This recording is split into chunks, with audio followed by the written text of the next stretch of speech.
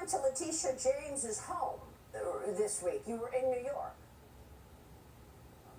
Yeah, look, I'm a prosecutor, and when I do these cases, I was in New York I was in Newark, actually, New Jersey, for some meetings, and I went over to New York for another meeting, and I went by there.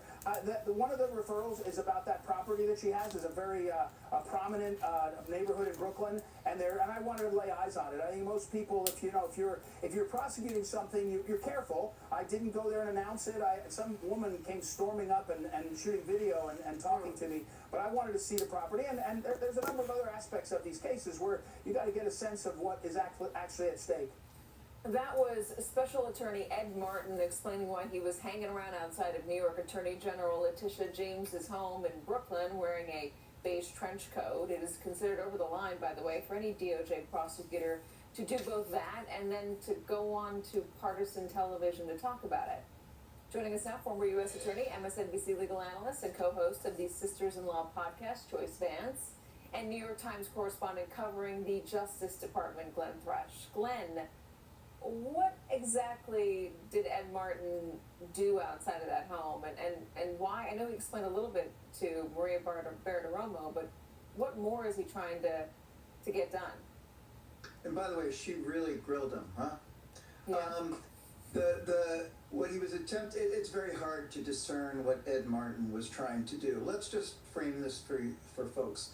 Ed Martin is a Missouri-based Republican activist, very close to Phyllis Schlafly, the former conservative activist, and he was essentially placed in the U.S. Attorney's Office on an interim basis in D.C. by President Trump. And during the course of 3 very disruptive months, he oversaw the firings or forced transfers of dozens of prosecutors who were involved in the January 6th cases, because Martin himself defended January 6th defendants.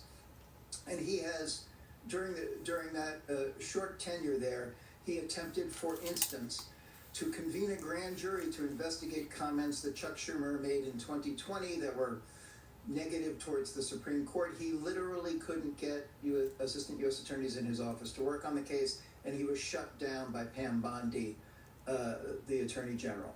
He was then, after he failed to pass muster in the Senate and his nomination to hold that job on a permanent basis was blocked by Republicans, he was then plopped into this very vague role as head of this weaponization task force and also chief pardon attorney for the Justice Department.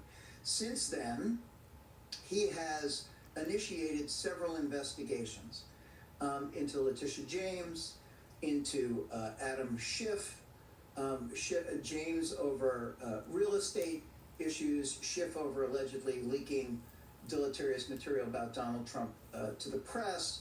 And none of these cases, on a prima facie basis, or according to individuals I've interviewed in the Justice Department, seem to necessarily be headed towards a criminal indictment. But here's the key. Martin has said publicly, out loud, that the goal of these investigations is not necessarily to convict anyone or even get them indicted, but to name and shame them because they went after Donald Trump.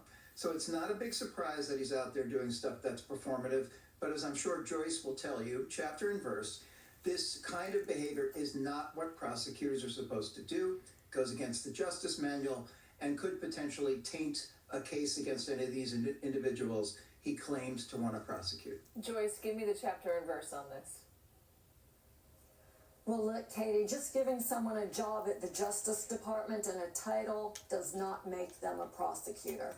You need experience to do these jobs, and as you and Glenn have been discussing, you need to understand the rules of the road, because this isn't just gamesmanship that goes on in court. This is people's life. This is people's liberty. This is about delivering justice, and career Justice Department officials take that very seriously. What's happening here is violation of some of the foundational principles that make that justice system go.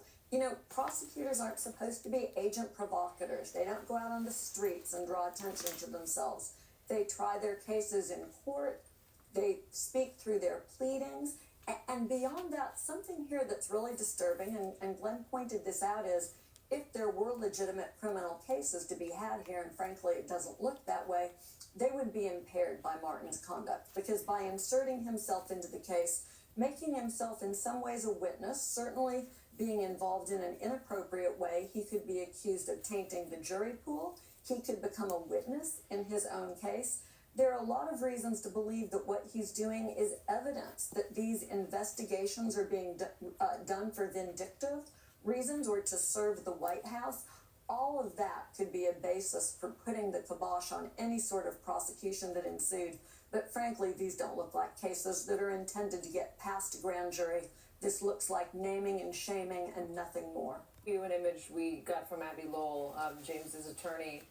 This is surveillance video, I think, taken from across the street. It appears to show that the gentleman that Ed Martin is with is taking a picture of him standing in front of Letitia James's home. If he just wanted his eyes on the home, or if he just wanted an image of the home, why would he be standing in that shot if this is actually what he's doing? Also, the trench coat thing, it's like he's cosplaying, Glenn, a prosecutor here.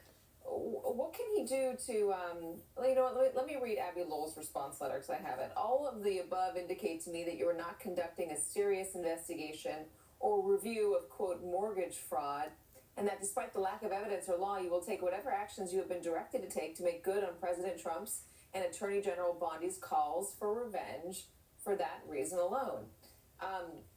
I'm running out of time, guys. I had another question about what more the naming and shaming might do to at least disrupt Letitia James's life, but I fear that I'm out of time. Thank you so much for joining us today. Appreciate it. Glenn and Joyce. Still ahead.